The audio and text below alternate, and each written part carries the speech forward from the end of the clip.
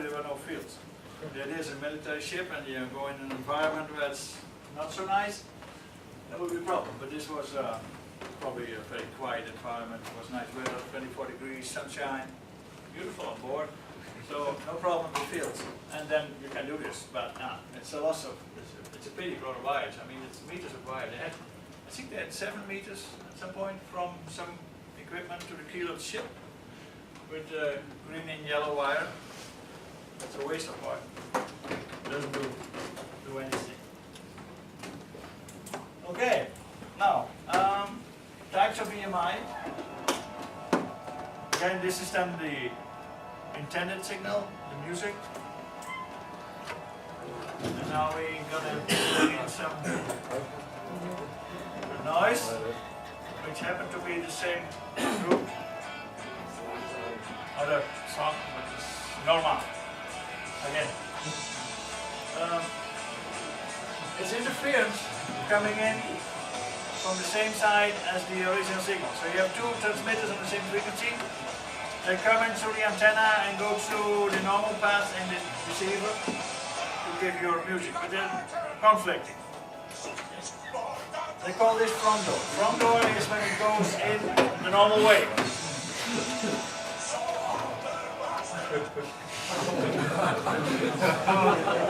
This is a noise signal coming from some rectifier on the mains usually.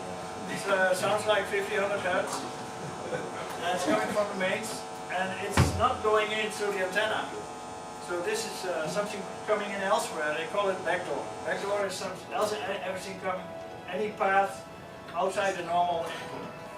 This is backdoor. Backdoor is more difficult usually. Another backdoor, something coupling into the intermediate band. Also backdoor interference. Now it stops. Okay. This is the filter, you've seen it. Okay, and then you have filter installation. Do that too. Have.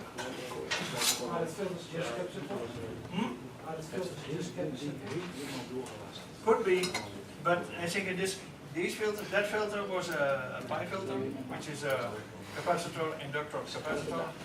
You could have a T filter, capacitor, inductor, capacitor. Several. This is also, I think, a pi filter. According to the spec, this is pi filter. Very small, but it's handy for a go on tour. Camera? No. Need a camera stand.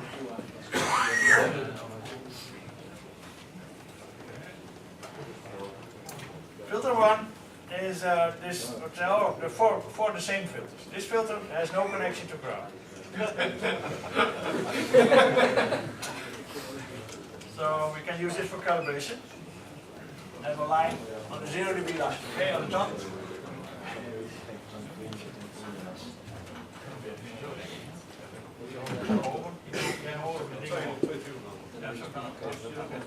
So this is top line. So filter is there, but it's not. There's no connection to ground, so there's no reason for the current to go there. Try it with it. You can see that it will work. If I can make a connection here, doesn't work. Thank you. The next one has a long wire. This is the green and yellow wire here. Grounding it, but it does something. See, it does a little bit. For the low frequencies, what it's built for, and then it goes up again because, yeah, there's a crosstalk. The next is a metal plate, which is still better. See, now it's really down. Now you have to be careful if you lift this, take it up higher, you get crosstalk around with fields. So it goes from here to there, 2 fields, if it's just a plate. And the last one is the best one, with completely enclosed secondary side. So one side doesn't see the other side with noise. So this is a low pass filter, and the high frequency should be all gone. And it only works if you really close it. They call this plumber's delight for the amateur radio. just completely welded, and then that's the way to do it. It's the best way. And that's what's in the book. If you look at the data book for the filter, that's the characteristic of the filter if you build it in as you should. And if you don't do it, it will be less. Dank wel.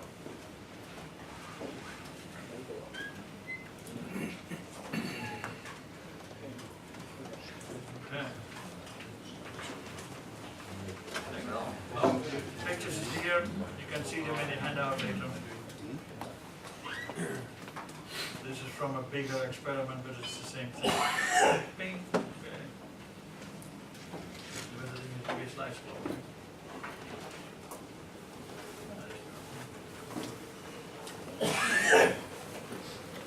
So this will be the same if you connect the filter to your drive. So here's the drive for the motor and then the filter. This is the most commonly made errors. Long earth connections. So you share the current loop here with this circuit and actually bring the noise to the power supply. So connect actually on a flat metal surface. And another one is to lay cables around the filter. So couple between in and output actually going this way. So if you've got 80 dB or 90 dB or 100 dB filter, then well, it's 30, 40 dB link here, and that's the maximum you will get. Well, this is the exercise that Fritz has done. This is some pictures from industry.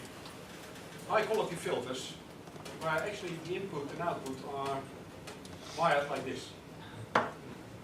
So this doesn't make sense. These are quite expensive filters, and well, the maximum you will get is some 20 dB, depending on the frequency, because of the crosstalk between in and output. And this also looks very neat, but it's wrong.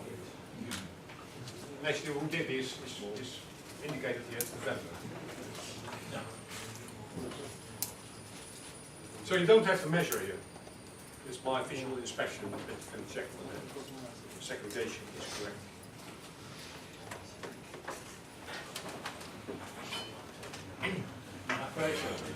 No time to sit. No, he said you speed up.